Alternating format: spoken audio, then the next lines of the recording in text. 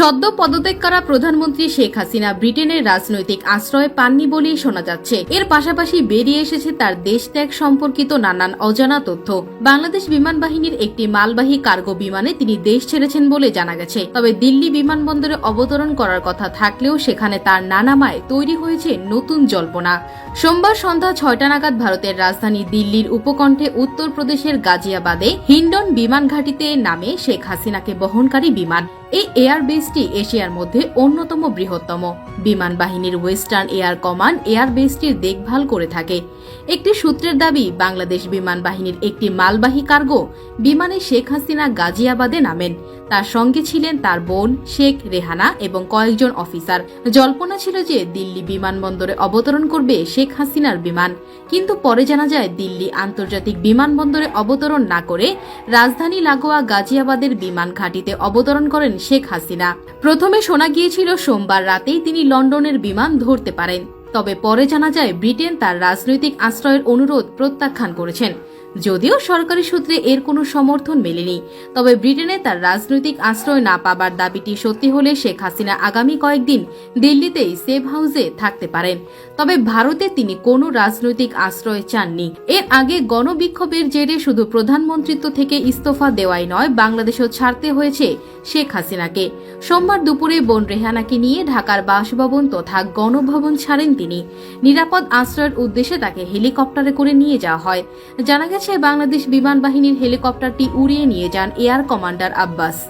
এদিকে BBC world সার্ভিসের news hour অনুষ্ঠানকে দেওয়া এক সাক্ষাৎকারে হাসিনা পুত্র সজীব ওয়াজেদ জয় বলেছেন, শেখ হাসিনা আর রাজনীতিতে ফিরবেন না।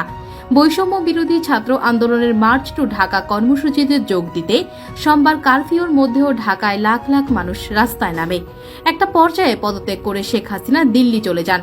এরপরই গণভবন এবং প্রধানমন্ত্রীর কার্যালয় সাধারণ মানুষের দখলে চলে যায়। শেখ হাসিনা 1981 সালে বাংলাদেশে ফিরে নির্বাচিত হয়েছিলেন। আবারও তিনি এমনটি করবেন কিনা এমন প্রশ্ন করা হলে জয় বলেন, না, আমার সন্দেহ আছে এই বিষয়ে।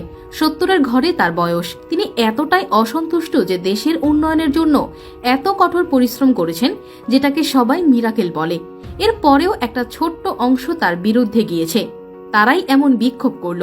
আমি মনে করি তিনি আর এসবে নেই, আমার পরিবারও নেই, আমিও নেই, যথেষ্ট হয়েছে। সজীব ওয়াজেদ জয় সদ্য পদত্যাগ করা প্রধানমন্ত্রীর তথ্য প্রযুক্তি বিষয়ক উপদেষ্টা ছিলেন। রোববার থেকে শেখ হাসিনার পদত্যাগের বিষয়টি বিবেচনা করেছিলেন জানিয়ে তিনি আরও বলেন, পরিবারের অনুরোধে নিজের নিরাপত্তার কথা ভেবে তিনি দেশ ত্যাগ করেছেন। তিনি খুব অসন্তুষ্ট। ক্ষমতা গ্রহণের পর থেকে গত 15 বছরে তিনি বাংলাদেশের মোড় ঘুরিয়ে দিয়েছেন।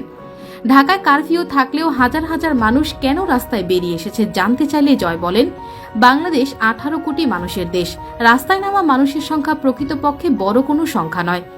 80-এর দশকে গণতন্ত্রের জন্য শেখ হাসিনা রাস্তায় ছিলেন, অথচ এখন তার বিরুদ্ধে গণতন্ত্র হরণের অভিযোগ উঠেছে। কেন তিনি এত অজনপ্রিয় হলেন এমন প্রশ্ন করা হলে জয় বলেন, পশ্চিমে এটা নিয়ে ভুল ধারণা রয়েছে। বাংলাদেশের গত নির্বাচন খুবই শান্তিপূর্ণ ছিল, অথচ এর আগের নির্বাচনগুলোতে বিরোধী দল ও বিচ্ছিন্নতাবাদী গোষ্ঠীগুলো নিন্দিত কর্মকাণ্ড করেছিল। এদিকে শেখ হাসিনার পদত্যাগের পর অন্তর্বর্তীকালীন সরকার গঠনের বিষয়ে রাষ্ট্রপতির সঙ্গে বঙ্গভবনে আলোচনা করেছেন বিএনপি সহ বিভিন্ন দলের নেতা এবং সুশীল সমাজের প্রতিনিধিরা। প্রধানমন্ত্রীর পদত্যাগের পর অন্তর্বর্তী সরকার গঠিত হবে বলেও নিশ্চিত করেছেন সেনাপ্রধান জেনারেল ওয়াকারুজ্জামান।